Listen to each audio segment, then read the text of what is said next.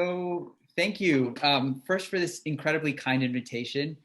Um, I'm very happy to be here with you. A little bit about myself. I am, as my bio says, a fourth generation Spiritist. Despite the fact that I'm not Brazilian, my great grandparents were Mexican Spiritists. My great grandmother was a medium in El Paso, Texas, where I am from, and so even though I grew up from my father's side a Catholic, I've always been around Spiritism since I was a little boy. So Mhm. as an adult, I found a Spiritist center in Washington, D.C., where I was living up until very recently. And I became a worker of the center. I'm now living in New York. I no longer live in DC, but because our meetings are still online, I'm still able to continue my work with the center in Maryland. I live in a small town just north of New York City called Mamaroneck. I'm a law professor. I teach at St. John's University School of Law. And so we moved up closer so that I didn't have such a long commute. I like to keep my talks very informal. There's two sort of things that I do. One is that I think it's very important for us to read the actual texts. So all of my PowerPoints are just the citations to the texts. I'm a lawyer. I like to interpret text. But then I like to kind of give you my interpretation of what the texts are saying in a way that I can understand them better. For me, it's a way that I kind of break down the text. But I encourage participation, I encourage questions, I encourage interjections, especially in the part when I'm giving my interpretation, not necessarily during the textual reading, but when I'm giving my interpretation. And so I hope that it's just informative and interactive, and we'll go from there. Today, my talk is about what are a few things that we can learn from the Spirit Emmanuel, who many of you will know was the mentor of the great Brazilian medium Francisco Cândido Xavier. He wrote many books that Chico Xavier psychographed. But the study that I'm taking today comes from the book Caminho, Verdade e Vida, The Way, the Truth, the Light. So if you don't mind, I'm going to share my slide. And we're going to start by just reading a very abbreviated version of the story of Lazarus brought to us from the Gospel of John.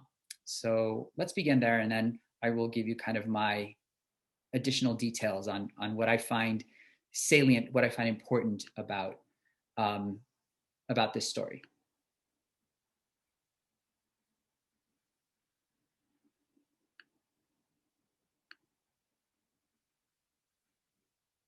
All right. So this is a direct few, it's not a literal word for word, but these are some segments of the story of Lazarus. So we find the story or the raising of Lazarus in the Gospel of John in chapter 11, verses 1 through 44. I'm not going to read all 44 verses, but here are a few. Now a man was ill, Lazarus from Bethany, the village of Mary and her sister Martha. So the sisters sent word to Jesus saying, Master, the one you love is ill. When Jesus heard this, he said, This illness is not to end in death, but is for the glory of God, that the Son of Man may be glorified through it. So when Jesus heard that Lazarus was ill, he remained for 2 days in the place where he was. Then after this, he said to his disciples, Let us go back to Judea. Now, when Jesus arrived in Judea, he found that Lazarus had already been in the tomb for 4 days. Where have you laid him? Jesus said. They said to him, Sir, come and see. And Jesus wept. The crowd then said, See how he loved him. But some of them said, Could not the one who opened the eyes of the blind man have done something so that this man would not have died? So Jesus, perturbed again, came to the tomb. It was a cave, and a stone lay across it. Jesus said, Take away the stone. Martha, the dead man's sister, said to him, Lord, by now there will be a stench. He has been dead for 4 days. And Jesus said to her, Did I not tell you that if you believe, you will see the glory of God?" So they took away the stone, and Jesus raised his eyes and said, "Father, I thank you for hearing me. I know that you always hear me, but because of the crowd here, I have said to this, that they may believe that you sent me." And when he had said this, he cried out in a voice, "Lazarus, come out." All right, so let's see if we can make sense of this. So this is a highly abridged version of the story of Lazarus, but the basic facts are all present. So I just want to fill in these basic facts with a few more details. So when we find Jesus, he's out in the Galilee. And so if for those of you who know the geography of Israel, who have been to Israel, you know that the Galilee is the segment in the north of the country around the Sea of Galilee. And Jesus is out doing his work with his disciples, when all of a sudden a messenger comes. And the messenger is from Bethany, which is a town in Judea. Now, Judea is in the center of the country, and the Judean hills are the part of the country where Jerusalem is. And so this messenger from Bethany in Judea says, "I've been sent from these two women, Martha and Mary, and they've asked me to ask you to return to Judea because their brother Lazarus is ill, and presumably he was close to death." Now, when Jesus hears that Lazarus is dead, his disciples become incredibly concerned, and they try to persuade him not to return to Judea, because what I didn't read in that passage is that previously the religious authorities in Judea had tried to kill Jesus, and the disciples were rightly concerned that if he went back to Judea and went specifically to Jerusalem, that he would be stoned and killed, and that their lives would be in danger. But in the moment, Jesus isn't concerned at all. He knows that there's a higher calling to his trip back to Judea. And instead of going immediately, he knows he's going to return. He decides to wait for 2 days before returning back to Bethany. And he says, quote, "This illness is not to end in death, but is for the glory of God, that the Son of God may be glorified through it." So he knows already that Lazarus is not going to die, and he knows that through Lazarus' illness, he's going to show a greater truth. He's also comforting the disciples. He's telling them, "Fear not, trust in me, come with me. There's a purpose to what is going to happen." So they embark on their journey, and by the time they arrive in Judea, Lazarus is ostensibly dead, and he's been in the tomb for several days. Now, the first person that Jesus meets on his return is Martha, Lazarus' sister. And as you can imagine, Martha is beside herself.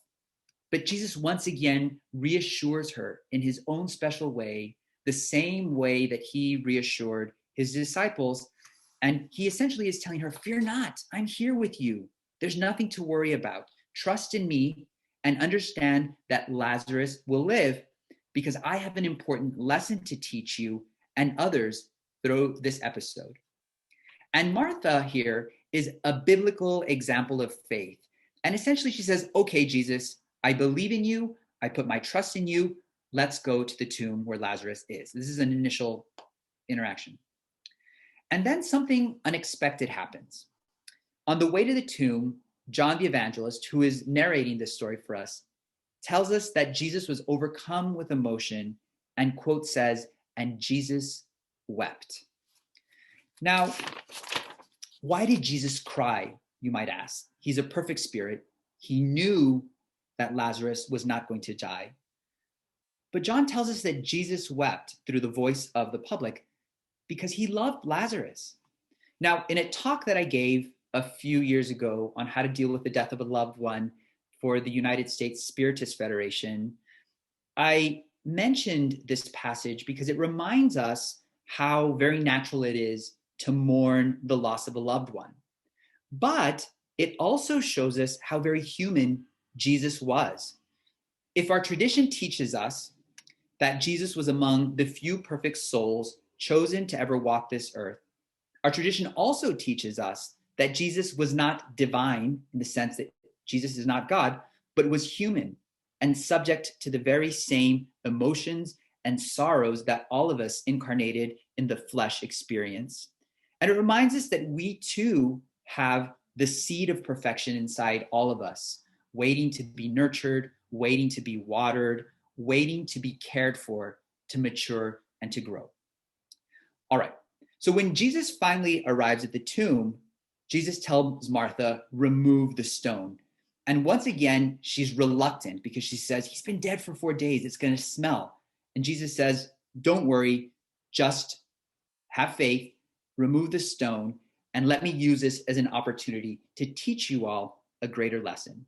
And this is where Jesus then goes and he prays, a little bit annoyed because of the lack of faith among the people around him. And he says, Father, I thank you for hearing me. I know that you will always hear me, but because of the crowd here, I have said this, that they may believe that you sent me. And at this moment, Jesus shouts, Lazarus, come out. And Lazarus comes out with the death shrouds still hanging on his body. And Jesus says, untie him and let him go. All right. So that's sort of a summary of the passage. And it's also sort of paraphrased with a few more details that I didn't include in the reading. So the question then is, what are the lessons to be learned? And of course, there are many lessons to be learned. Each Christian denomination may have a different reading. But for us, the question is, what does our Spiritist teachings tell us about the story of Lazarus? Well, to do that, I've chosen 2 passages from The Way, the Truth, the Light from Emmanuel. So we're going to start with chapter 112, and then we're going to go to chapter 113. So first, I'm going to share my slide. I'll read all of chapter 112. I'll give some remarks. Then I'll share my slides again. We'll read chapter 113 because the 2 complement each other. I'll give some remarks, and then we can open it up for discussion. So this is chapter 112, and it's called Like Lazarus, and it's a meditation on the passage, unbind him and let him go. So let's see what Emmanuel has to say to us.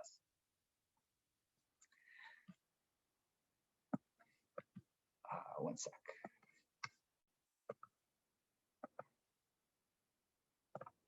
All right.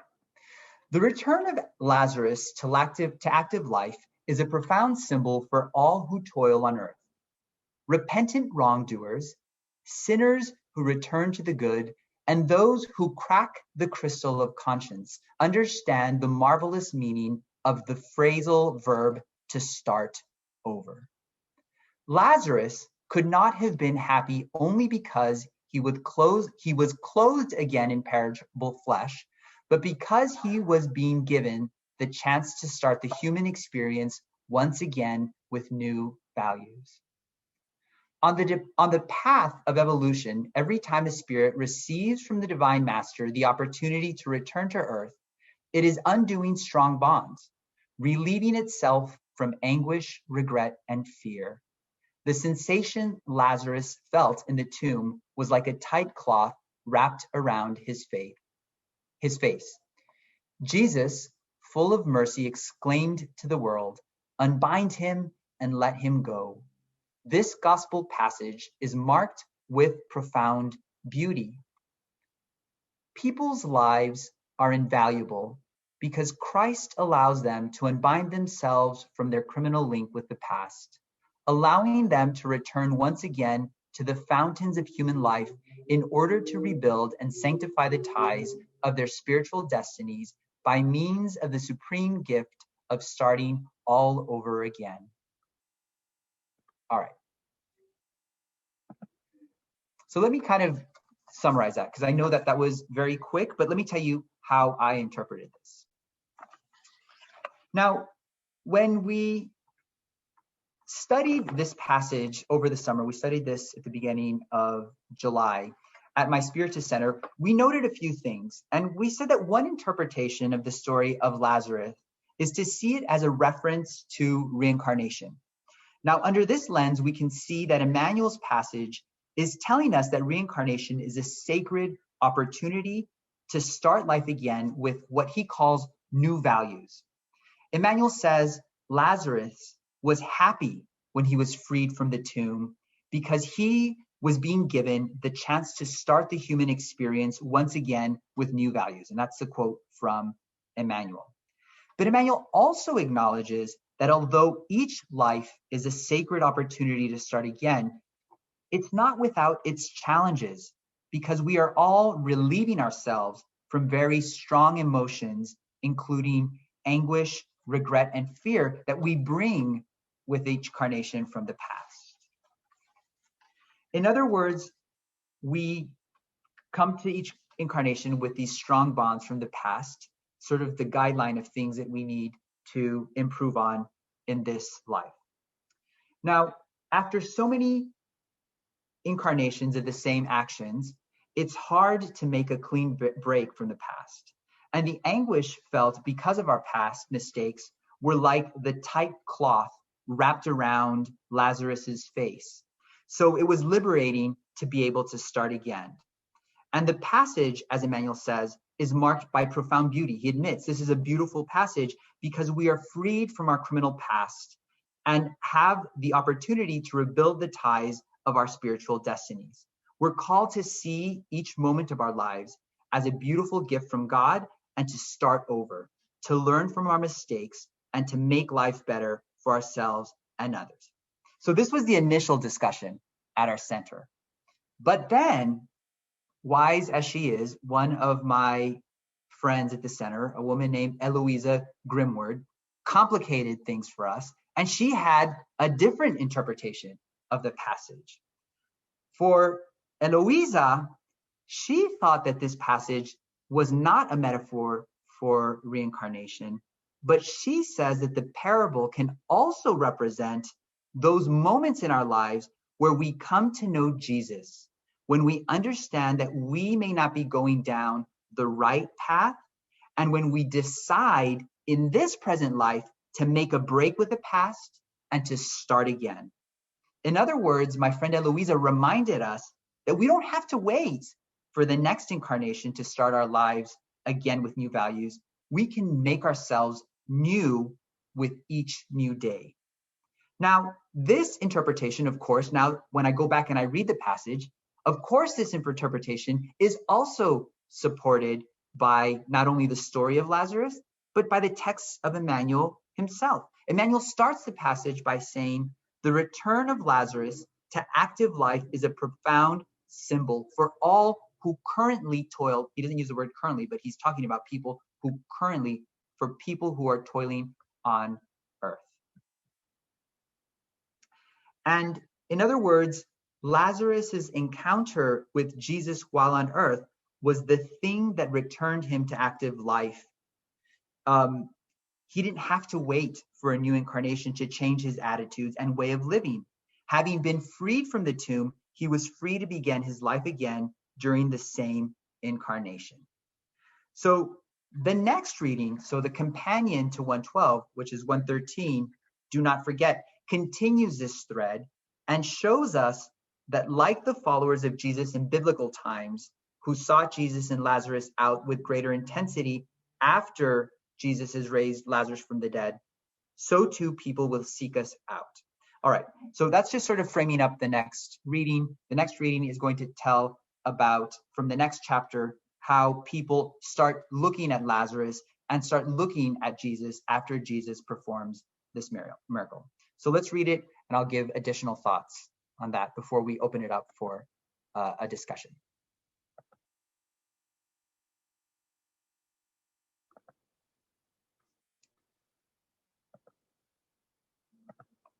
All right, so in this second reading, it's called Do Not Forget, and Emmanuel is now meditating on this passage from chapter 12, verse 11.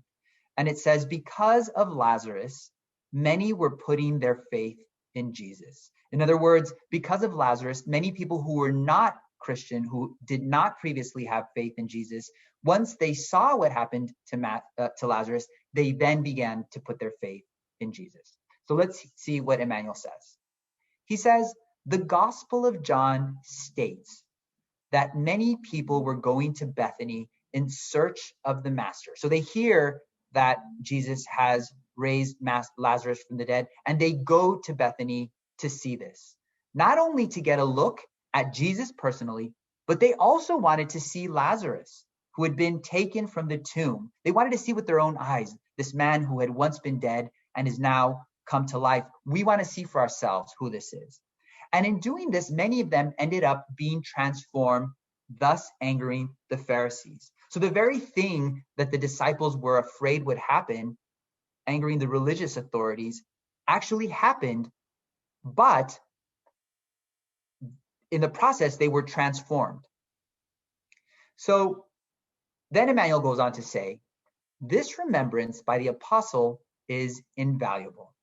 The situation today is exactly the same, however. The soul, now he's talking about us, about spiritists, about people who find Jesus.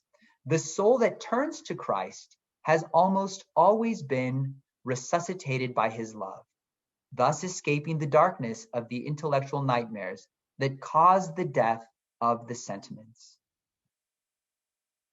Many people are dead, buried in graves of indifference, selfishness, and denial. So he's talking about, now Emmanuel's talking about us today, that many of us, even though we're living, we're dead. We're buried in our graves of indifference, selfishness, and denial.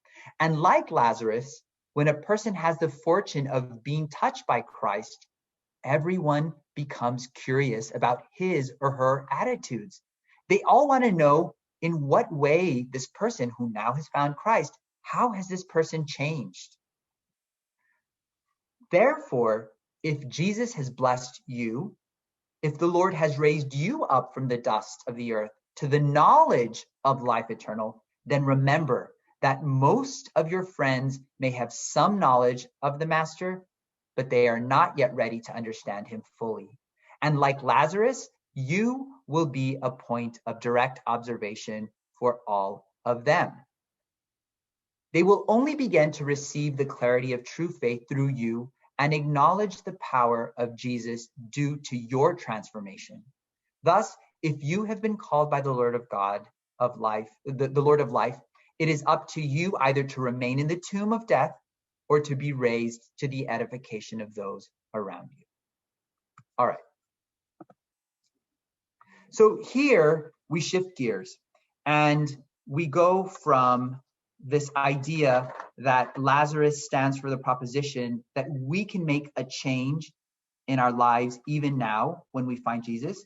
And now it shifts gears and says, when we make a change, when we truly learn to follow Jesus's path, not only are we making an inner transformation in ourselves, but we have the potential to transform the world around us through the example that we set. So Emmanuel writes, and he begins in chapter 113. The soul that turns to Christ has almost always been resuscitated by his love, thus escaping the darkness of the intellectual nightmares that cause the death of the sentiments. So once we truly learn and we have acknowledged and we learn to practice Jesus' teachings, this itself is a rebirth. We don't have to wait for a new incarnation. This in itself is a rebirth in the present life. We're resuscitated by Jesus' love and turn to him through our efforts to be better. Now, there are several things that we can do in our effort to change. The first thing, of course, is that we have to atone. In other words, we have to understand that the path that we have chosen in the past may not be the right path. And we must commit to breaking with the path. And of course, this is hard, right? None of us is yet a perfect spirit. Like I said earlier, we're still a seed of perfection waiting to be watered and waiting to be nurtured. But one of the interesting things about the Spiritist tradition is that for us as Spiritists, it's not that we are acting perfectly always, but it's the efforts that we make. It's that we're trying to be better people. We see that we're still imperfect, that we're prone to fall, that we're prone to failure. And yet, even when we fail, even when we fall, we dust ourselves up and we get back up again and try again. If Jesus were to wait and only work for perfect spirits, he'd be waiting many, many millennia before he would find the spirits of his caliber to work here on earth. So even though we're called upon to atone, to choose a different path, we know that as humans we're imperfect and that we may not always succeed in that endeavor, but it's the effort that happens. So that's the first thing. The second thing we must do in our journey to return to Jesus is to try to repair the harm that we have done. So we acknowledge our past mistakes, we atone, we commit ourselves to try our best to not repeat those mistakes. But then we observe and we see what harm have we done in the past and how can we repair that harm? Why wait till the next incarnation to repair the harm? Let's try now to find a way to do that. Of course, all of this takes time, and no one expects us again to atone or to repair overnight. But the point is to make small efforts over time and to change and to commit ourselves to doing better. And when we do this, Emmanuel reminds us that we will be an example for others to follow. He writes, quote, "Like Lazarus, when a person has the fortune of being touched by Christ, everyone becomes curious about his or her attitude. They all want to know how this person has changed. So when people see us, that we are not negative, when people see that we don't harbor grudges, when people see that we don't gossip or speak unkindly of others, they ask ourselves, hey, what's gotten into that person? What are they drinking? How are they different? But they also see how our life is affected for the better when we change our attitudes and behaviors, and they want to know more. As Emmanuel says, like Lazarus, you will be a point of direct observation for all of them. They will only begin to receive the clarity of true faith through you and acknowledge the power of Jesus due to your transformation. So the lesson, I think, that we can get from the second passage is let's be like Lazarus. Let's do our part. Let's be an example for others to follow.